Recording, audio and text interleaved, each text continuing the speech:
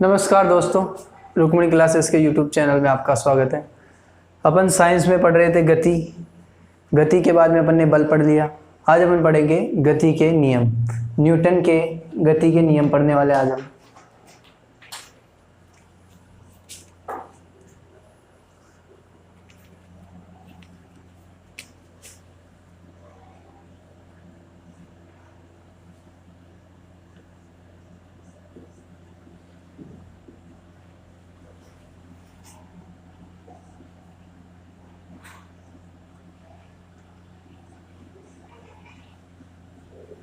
गति के नियम।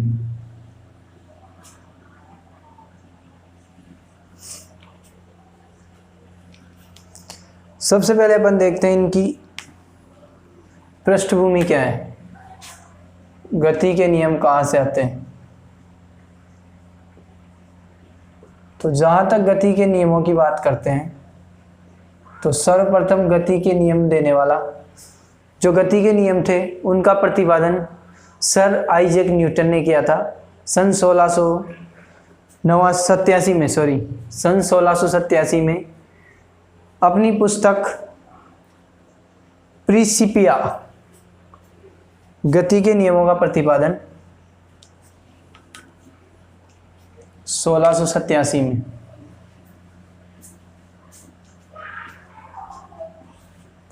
पुस्तक प्रिंसिपिया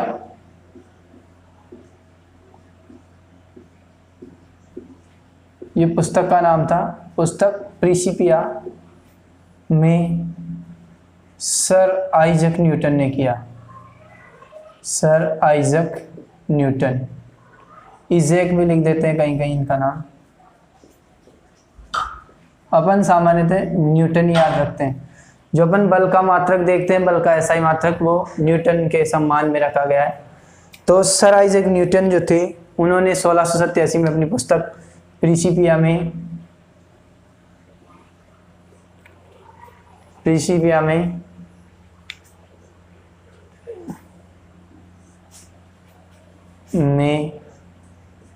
गति के नियमों का प्रतिपादन किया। गति के नियमों का प्रतिपादन किया।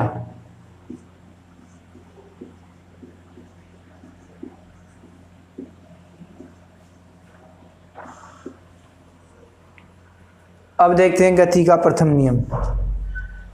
पहला है गति का प्रथम नियम। प्रथम नियम, गति का जो प्रथम नियम है इसके अन्य नाम भी हैं कुछ। इसका एक नाम है जड़त्व का नियम।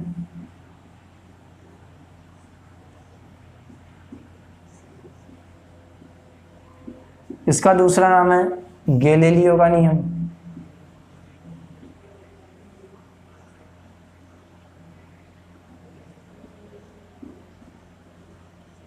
या फिर इसको कभी कभी गैलीलियो जड़त्व का नियम भी कहते हैं। तो ये दो नाम अपने को याद रखने हैं। इन दोनों को मिक्स करके गैलीलियो जड़त्व का नियम भी अपन इसे कह देते हैं। तो ये नियम क्या है? जो गति का नियम है, गति का प्रथम नियम है कि जब वस्तु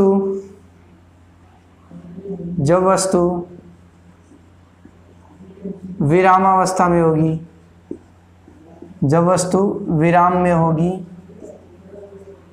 तो वह विराम में ही होगी। वस्तु विराम में होगी तो विराम में रहेगी।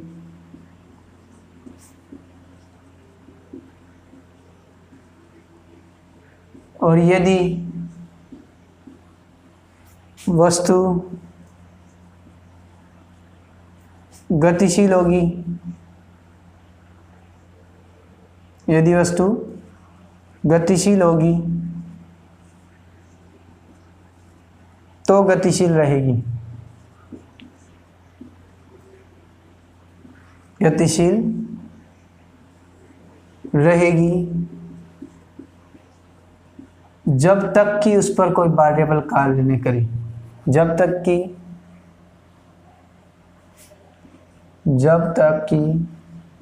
उस पर कोई बाह्य बल कार्य न करे, उस पर कोई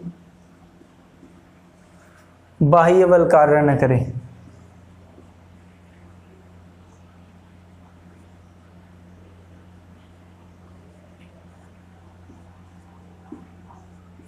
कार्य न करे।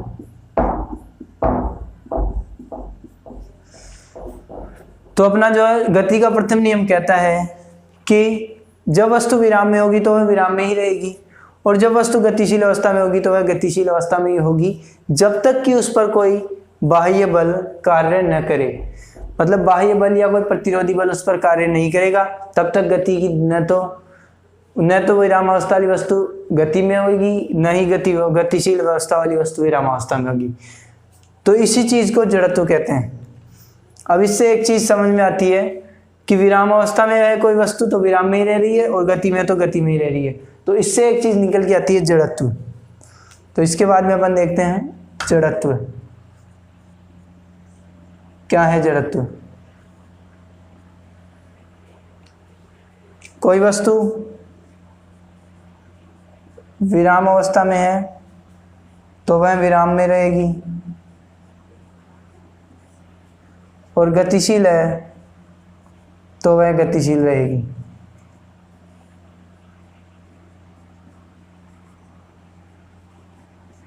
कोई बाह्य बल कार्य नहीं करेगा। तो दोनों स्थितियां क्या होगी, जब बाह्य बल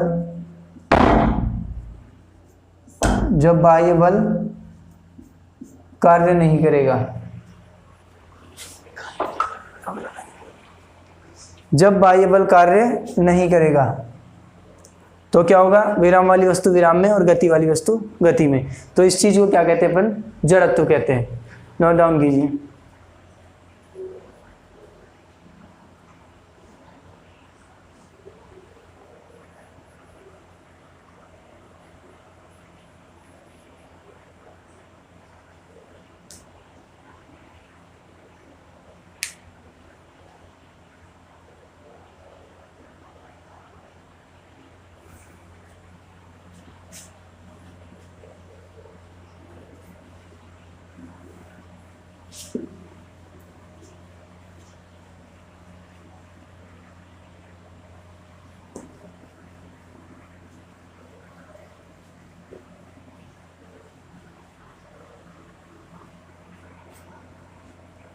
गति के नियम से अपने को, ये तो अपना जो हटा देते इसको भी, गति के नियम से अपने को, गति के प्रथम नियम से अपने को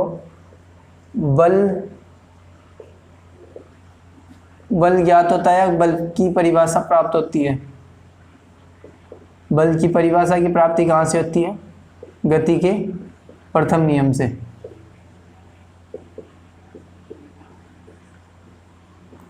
बल की परिभाषा की प्राप्ति होती है।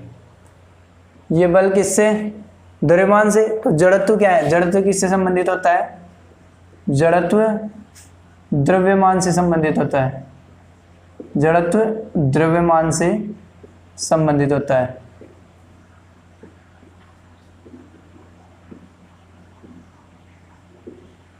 जड़त्व द्रव्यमान से संबंधित होता है। अब इसके कुछ एग्जाम्पल्स देखते हैं अपन गति के प्रथम नियम के। गति का प्रथम नियम आपने कभी देखा होगा कि जब हम बस में सफ़र कर रहे होते हैं तो जब बस ड्राइवर अचानक से ब्रेक लगाता है तो अपन आगे की ओर झुक जाते हैं, और यदि अचानक झटके से गाड़ी स्टार्ट होती है या प्रारंभ होती है तो अपन पीछे की ओर धक्का लगता है अपनी। तो ऐसा क्यों होता है, ऐसा होने का क्या कारण है, यही अपना जड़त्व का नियम है या गति का प्रथम नियम है। तो अपना पहला उदाहरण होगा, पहला जो एग्जाम्पल लेंगे अपन वो है बस में यात्री। बस में यात्री, बस में यात्री की दो स्थिति बनेगी। प्रथम जो स्थिति अपनी, प्रथम स्थिति बनेगी जब बस अचानक रुके। जब बस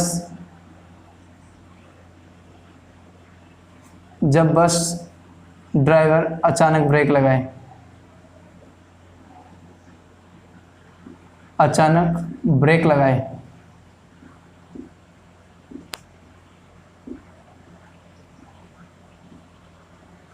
तो इस स्थिति में क्या होगा, जब बस ड्राइवर अचानक से ब्रेक लगा देगा तो यात्री आगे की ओर झुकेंगे, यात्री आगे की ओर झुकेंगे।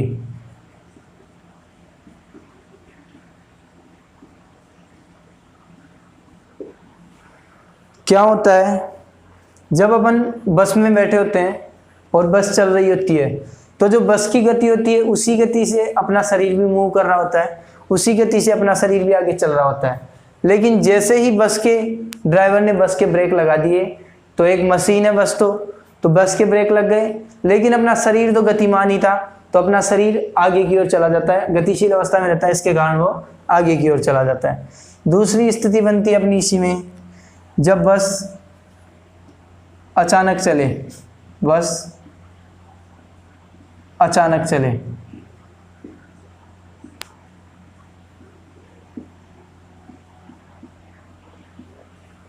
जब भी बस अचानक चलती है तो यात्री पीछे की ओर धक्का महसूस करते हैं, पीछे की ओर धक्का देते हैं, धक्का महसूस करते हैं या देते हैं।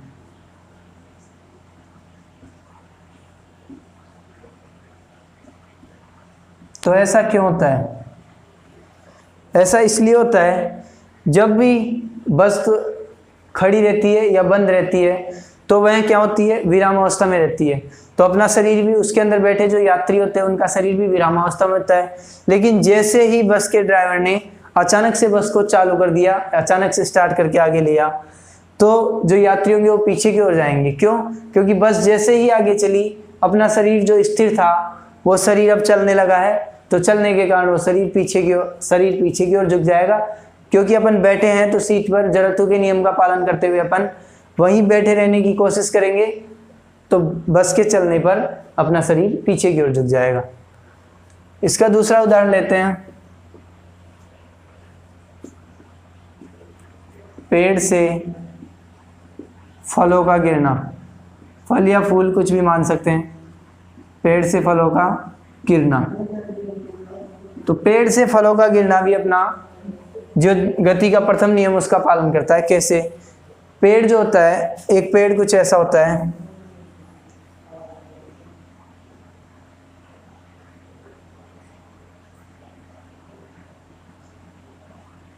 ये पेड़ है, पेड़ पर कुछ फल लगे हुए हैं,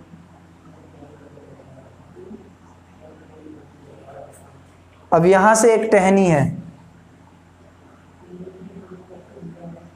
इस टहनी पर ये मान लो फल लगे हुए हैं। जब भी अपन पेड़ से फलों को गिराते हैं तो क्या करते हैं, सबसे पहले अपन उस डाली को धक्का लगाते हैं या उस डाली को हिलाते हैं।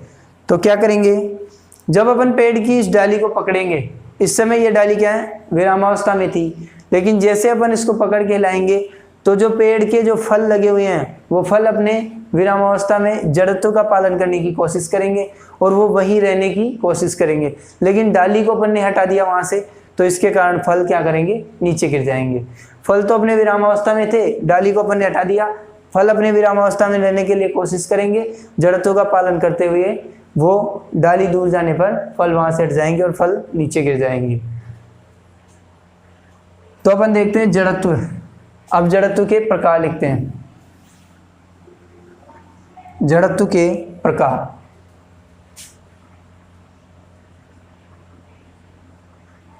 जड़त्व के प्रकार। तो अपना जड़त्व जो है 3 प्रकार का होता है। इन तीनों प्रकारों को अपन इस प्रकार से लिखेंगे। सबसे पहला है विराम जड़त्व,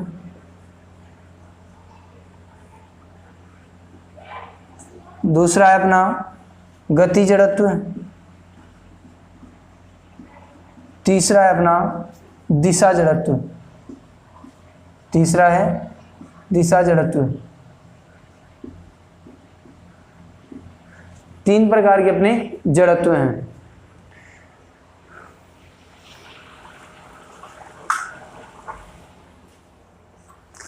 प्रारंभ में कोई क्रिया होती है तो उसके अनुसार अपन जड़त्व का निर्धारण करते हैं। वस्तु की जो स्थिति प्रारंभ में होती है उसके अनुसार जड़त्व का निर्धारण करते हैं। तो यदि वस्तु प्रारंभ में, यहां लिखेंगे प्रारंभ में वस्तु किसमें थी? विराम में। वस्तु किसमें थी? विराम में। यहां वाली वस्तु गति में या गतिशील, यहां वाली वस्तु ये भी गतिशील थी किसी विशेष दिशा में, दिशा विशेष में, दिशा विशेष में गतिशील थी ये भी। तो विराम में जो वस्तु है वो, प्रारंभ में जो वस्तु विराम में है तो वो विराम जड़त्व होगा। जब इस पर बाह्य बल लगाया जाएगा तो यह वस्तु क्या करेगी? गतिशील हो जाएगी। तो ये विराम में है इस समय और ये गतिशील अवस्था में है। इस पर यदि कोई बाह्य बल लगाया जाएगा तो इसको रोक दिया जाएगा और ये वस्तु किसी दिशा विशेष में चल रही है, बाह्य बल लगा के इसकी दिशा को विपरीत किया जा सकता है। तो ये जड़त्व के विराम जड़त्व है और ये गतिशील जड़त्व या गति जड़त्व और ये दिशा जड़त्व। तो इनके कुछ एग्जाम्पल्स अपन लिखते हैं। विराम जड़त्व का उदाहरण है, उदाहरण करते हैं यहाँ पे।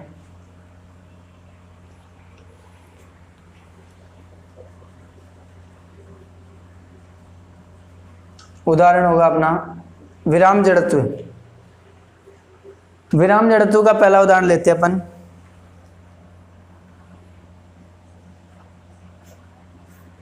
कंबल की या चादर की धूल झाड़ना, चादर की धूल झाड़ना। पहला उदाहरण अपना चादर की धूल झाड़ना। कोई भी चादर है तो उस चादर की धूल झाड़ने के लिए अपन, उसमें जो जड़त्व काम करेगा वो विराम जड़त्व काम करेगा। कैसे? किसी चादर को अपन झटकारते हैं तो उस चादर में जो धूल के कण होते हैं वो धूल के कण अपने स्थान पर रहना या अपने विराम जड़त्व का पालन करते रहते हैं। तो जब अपन चादर को झटकारते हैं या उसको झाड़ते हैं तो चादर तो नीचे आ जाती है, लेकिन जो कण होते हैं धूल के जो कण होते हैं वो अपने स्थान पर रहना चाहते हैं, अपने विराम जड़त्व को बनाए रखना चाहते हैं। इसके कारण वो धूल के कण बाहर हो जाते हैं और चादर साफ हो जाती है। दूसरा इसका, इसी का दूसरा उदाहरण है गीले कपड़े से पानी झाड़ना। गीले कपड़े से पानी झाड़ना।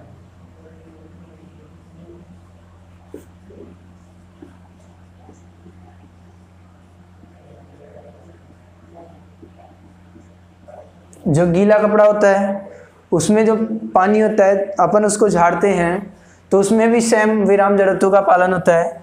जो पानी होता है कपड़े के अंदर वो अपने जड़त्व का पालन करना चाहता है, विराम अवस्था में रहना चाहता है, लेकिन अपन कपड़े को झटकारते हैं तो पानी अपनी विराम अवस्था में रहता है वही जगह की जगह, और कपड़ा अपनी जगह चेंज कर लेता है, जिसके कारण पानी कपड़े से बाहर आ जाता है और वो कपड़े से पानी बाहर आ जाता है, कपड़ा सूखने लगता है। तीसरा अपन देखते हैं, जब बस रुकी हुई होती है तो अचानक चलती है। बस रुकी हुई होती है,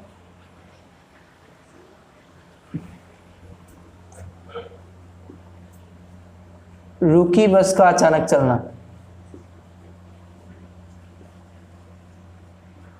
रुकी बस का अचानक चलना।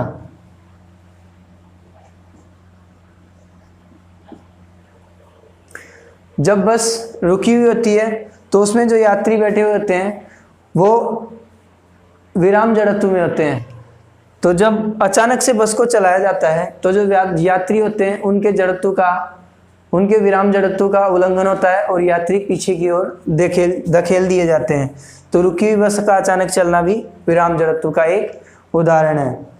अगला है पानी के गिलास से, यहाँ दिखेगा नहीं ये, शायद इसको मिटा देते हैं।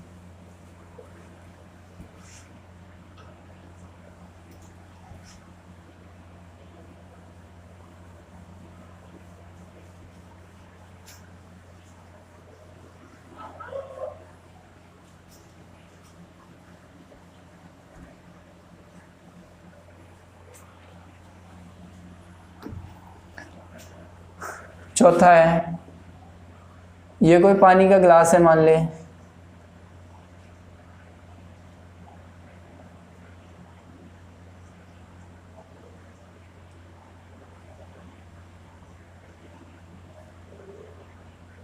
ये अपना एक पानी का ग्लास है। तो इस पानी के ग्लास के ऊपर एक कागज रखा हुआ है।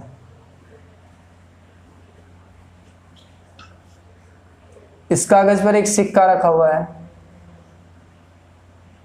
तो जब अपन इस कागज को खींचते हैं अचानक से, तो ये सिक्का ग्लास के अंदर गिर जाता है।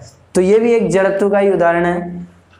इसका रीजन क्या है कि जब पानी का ग्लास जिसके ऊपर कागज रखा हुआ है और उसके ऊपर सिक्का रखा हुआ है, यह भी विरामावस्था में है, लेकिन जैसे ही अपन इस कागज के टुकड़े को यहाँ से पकड़ के खींचते हैं, कागज को यहाँ से खींचेंगे तो सिक्का अपने जड़त्व में रहने का पालन करेगा और कागज का टुकड़ा यहाँ से खींचने पर सिक्का ग्लास के अंदर गिर जाएगा।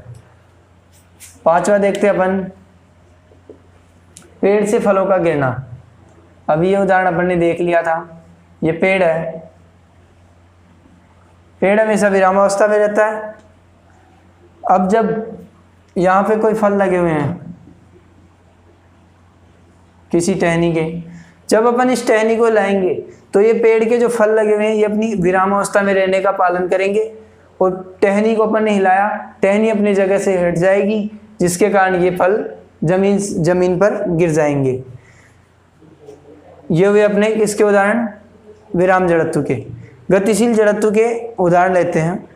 गतिशील जड़त्व का अपना पहला उदाहरण होगा जब अपन चलती बस का अचानक रुकना।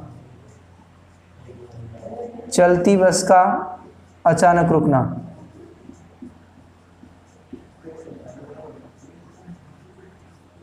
अचानक रुकना,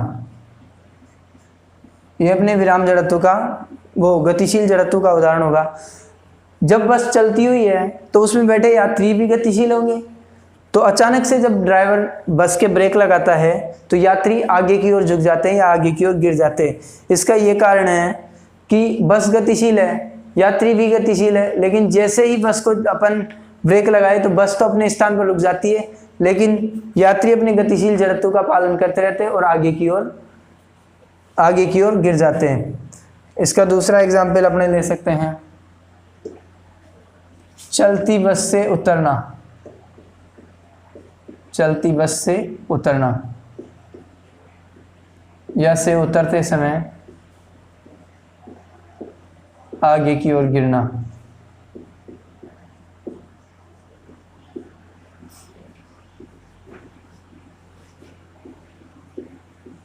यह भी गतिशील जड़त्व का उदाहरण है।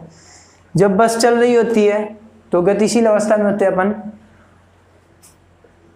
तो जैसे ही बस से उतरते हैं तो बस चलती बस से उतरते हैं तो बस गतिशील अवस्था में थी, तो उसके अंदर जो यात्री था वो भी गतिशील अवस्था में था। जैसे ही वो बस से नीचे उतरेगा तो जमीन पर आते ही वो जड़त्व विराम अवस्था में आ जाएगा।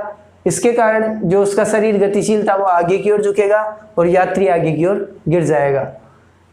तो इसको आगे की ओर गिरने से बचने के लिए क्या करना होगा, यात्री को थोड़ी दूर तक भागना होगा, जिसके कारण उसका शरीर अपने अनुसार शरीर गतिशील अवस्था से विराम अवस्था में ला सके।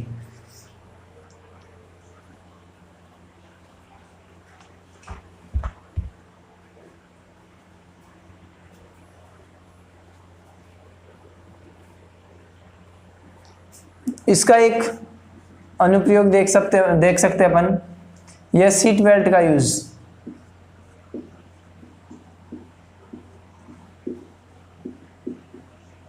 सीट बेल्ट का प्रयोग भी इसी से संबंधित है।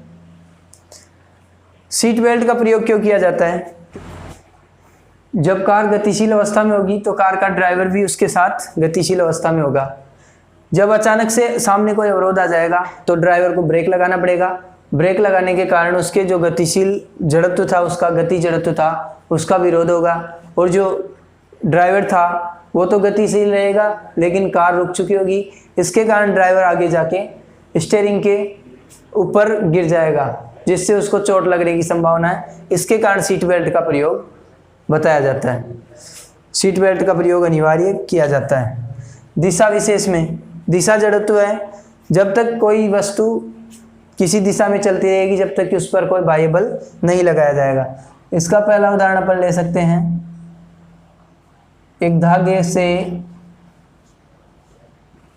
से पत्थर बांधकर वृत्ताकार पथ में घुमाना। धागे से पत्थर बांधकर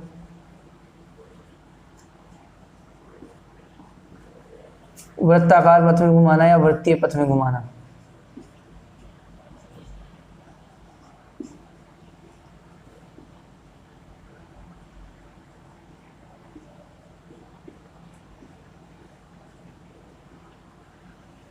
ये दिशा जड़त्व का उदाहरण होगा। धागे से पत्थर को बांधकर वृत्तीय पथ में घुमाना। अपन किसी भी पत्थर को धागे से बांधते हैं और उसको वृत्ताकार पथ में घुमाते हैं, तो वो वृत्ताकार पथ में तब तक घूमता रहेगा जब तक कि उस पर अपन बल लगाते रहेंगे या उसको घुमाते रहेंगे।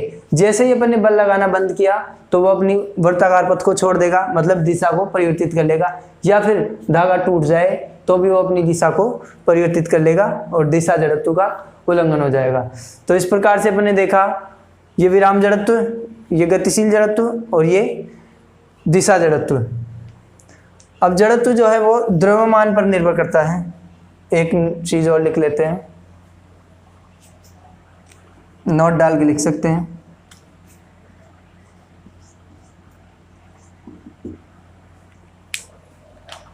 जड़त्व द्रव्यमान पर निर्भर करता है।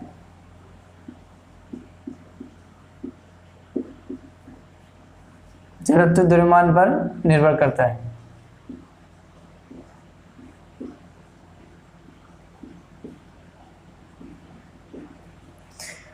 इसका मतलब यह है कि द्रव्यमान जितना ज्यादा होगा जड़त्व का मान उतना ही ज्यादा होगा और बल का मान उतना ही ज्यादा लगाना पड़ेगा। तो द्रव्यमान ज्यादा होगा तो बल का मान भी ज्यादा लगाना पड़ेगा। द्रव्यमान ज्यादा होगा तो बल का मान ज्यादा लगाना पड़ेगा।